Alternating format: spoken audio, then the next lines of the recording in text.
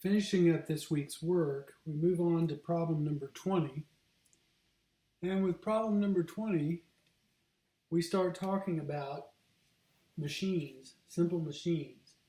And simple machines are defined as objects or items that help perform work by producing a mechanical advantage. Now, as you'll see as we go through this, not every simple machine reduces the force output.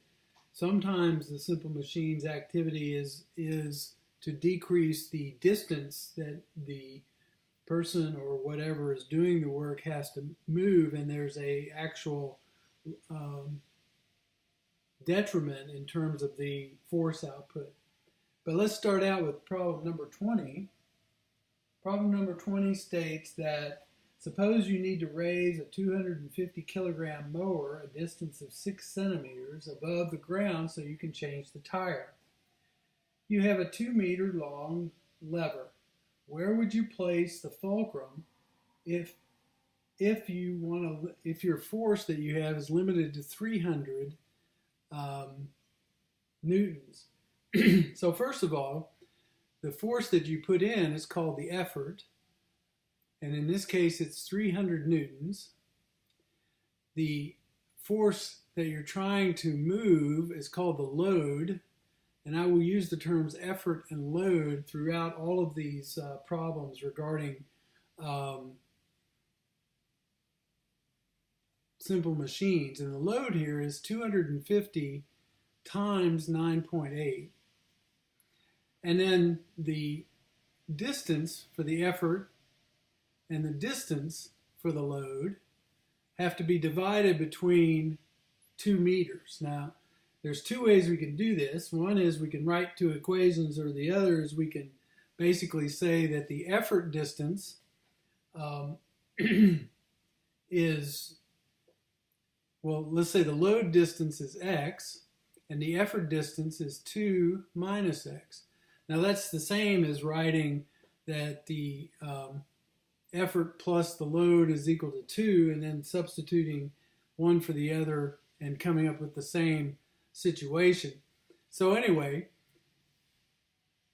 what happens is you have the overall effort, the work done by the effort has to equal the work done by the load. And so we have 300 times the effort is 2 minus x is equal to 250 times 9.8 times x.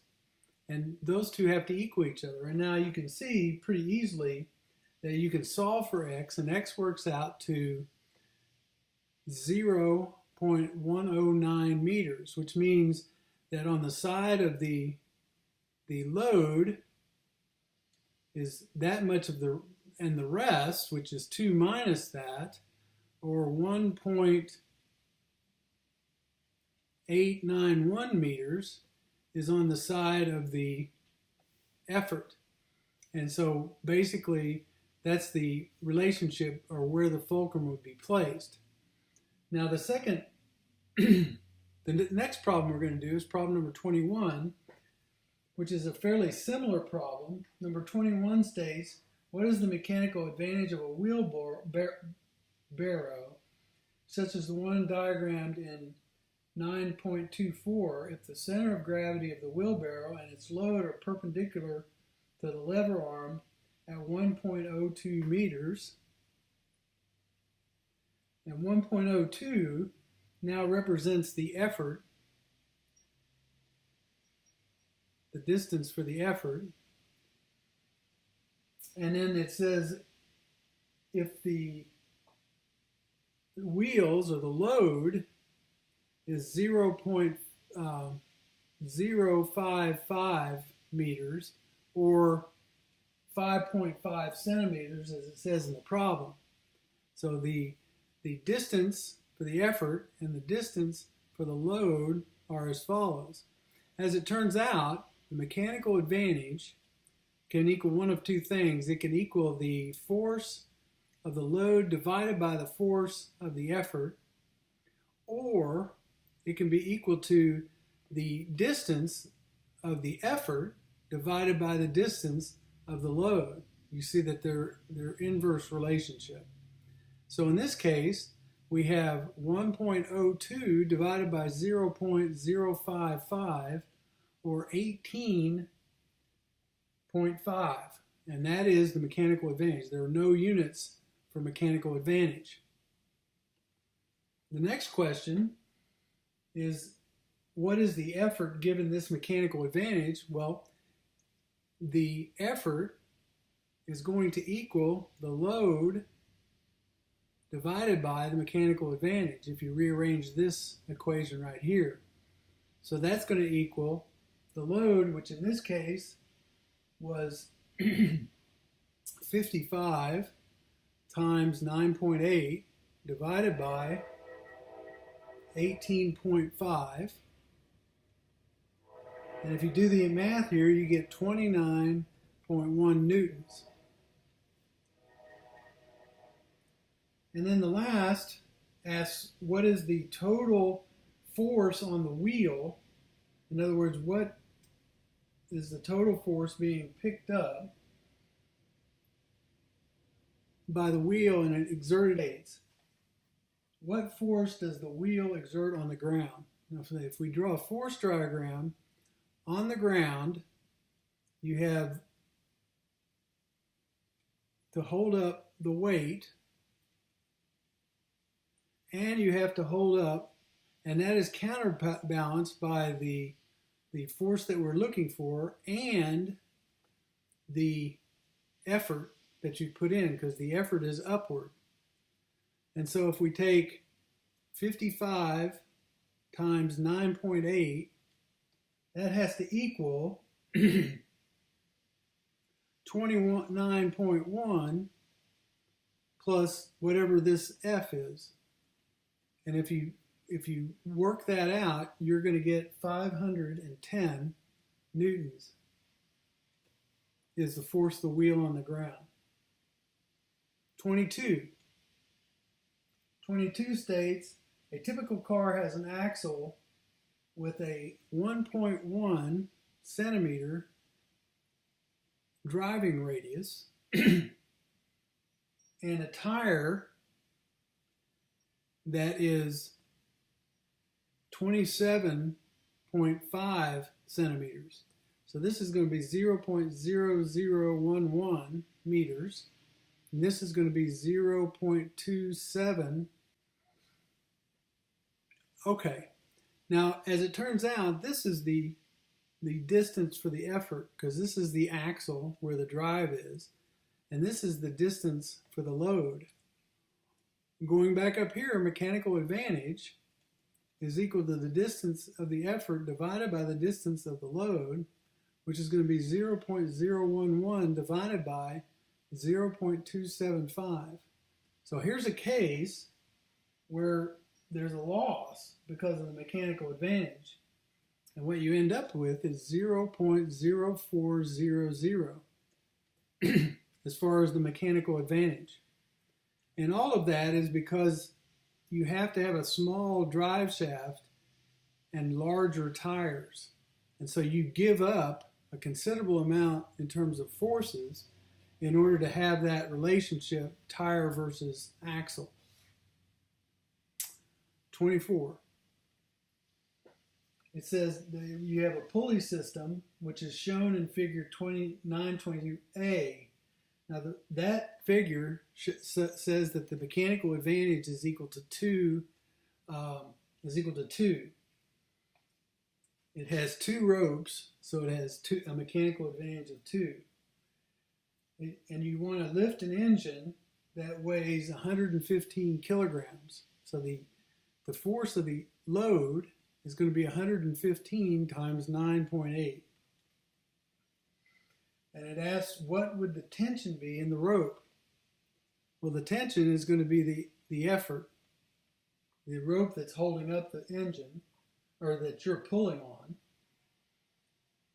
And so you would take, the effort is going to equal the load divided by the mechanical advantage. and that's going to be 115 times 9.8 divided by 2, and so that's going to be 568 newtons. So that's the amount of force you have to exert in order to pick up this this engine. What force must the ceiling supply, assuming you pull straight down on the rope? Well, at the ceiling, you have two downward forces. You have the weight of the engine, and you have what you're doing.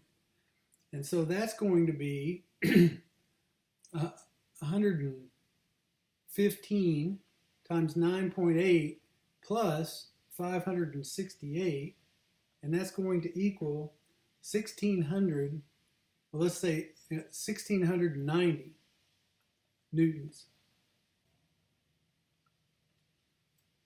And with question number 29, we're looking at a device that is used to exercise the upper leg. And it looks fairly complicated in the diagram, but essentially it's actually pretty straightforward. And what you have is a situation where they use a difference in perpendicular distances in order to increase the exercise on your leg. So if you look at this, you see that the weight or load that you're picking up is equal to 10 kilos times 9.8, or 98 newtons. And the force that you have to generate times the distance that force is from the pivot point, which is the knee, is equal to the distance that the weight is, which is represented by T, because T and the weight are the same in this case, times, now you'll notice that I didn't change centimeters to meters because everything was in centimeters, so that's okay. And you end up with generating 1,715 newtons. And if you've ever used one of these machines, you'll notice the weights on these machines are quite small when they seem to be representing a large amount of weight. And the reason for that is just because of this difference in distance. The next is number 32, and it talks about the fact that when you're standing erect, and if you look at this diagram of the skull in diagram 941, you see that the point the skull is on is, the pivot point is off the center of gravity, and so the neck muscles, represented by FM, have to exert a certain amount of force in order to keep the head straight up. And it lets you know that this is why people fall over when they fall asleep.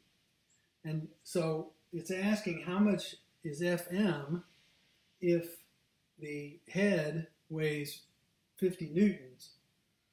And so in order to do this, it's a very simple relationship.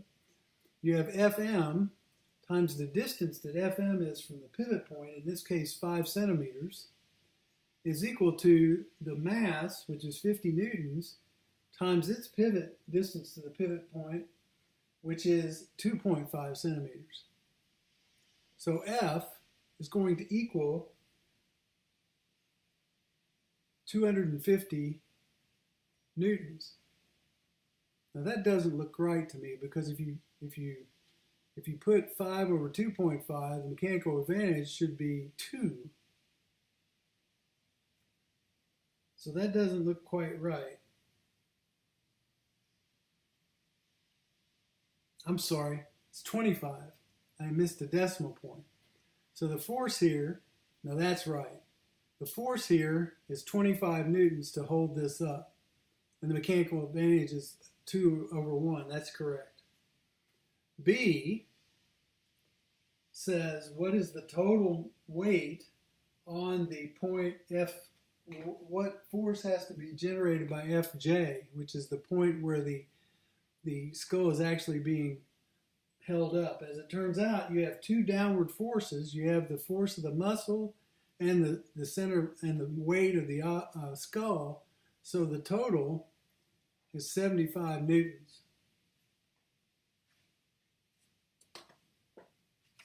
The next problem is very similar, problem number 35. Problem number 35, you have a jaw generating a force at the teeth, and the masseter can generate 200 newtons. And that 200 newtons is 2.9 centimeters from the jaw point.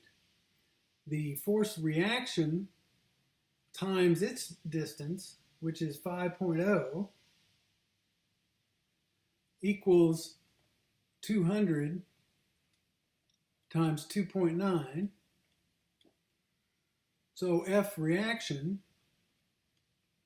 is equal to, this multiplied together divided by 5 is equal to 116 newtons. So the force on the molars biting down on whatever it's biting down on is equal to 116. The second question is very similar to what we did right up here, and that is, what is the total? If you take the jaw joint and you draw a force diagram, you have a upward masseter force and a downward reactionary force. And so the force on the jaw has got to be equal to the 200 Newton masseter force minus the 116 Newton reactionary force, or a total of 84 newtons. The last problem is problem number 37. Problem number 37, we have this lady doing push-ups. And as it turns out, there are basically two things we have to look at. First, we have to look at the F net, which is equal to 0, which is equal to her weight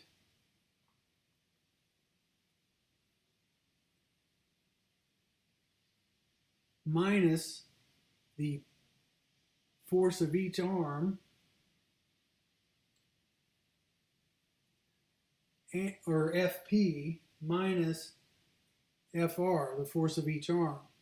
So the thing that's holding her weight up is the force at her feet and then the force on each arm.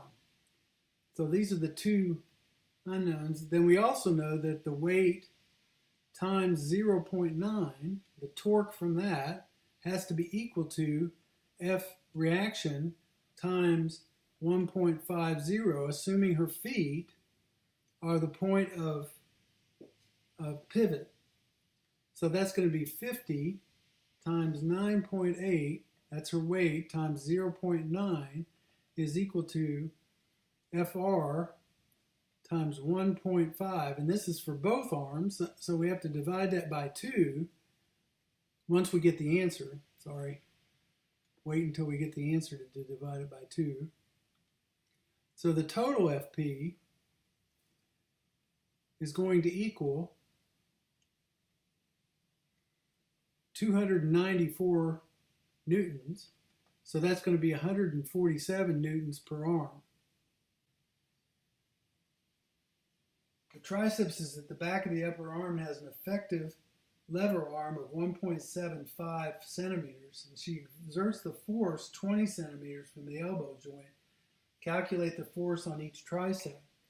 So this 20 times 147, now we're talking about at the elbow, is equal to the tricep force times 1.75. Now, again, I've left it in centimeters because everything is in centimeters. So the force of the tricep, of each tricep, is 1,680 newtons. Again, quite a bit higher than what it took to raise this person up. The work done is equal to the force times the distance. In this case, it's equal to the weight of the person. That's the force that moved. Everything else is not moving. Times the distance traveled, which is 0.24 meters.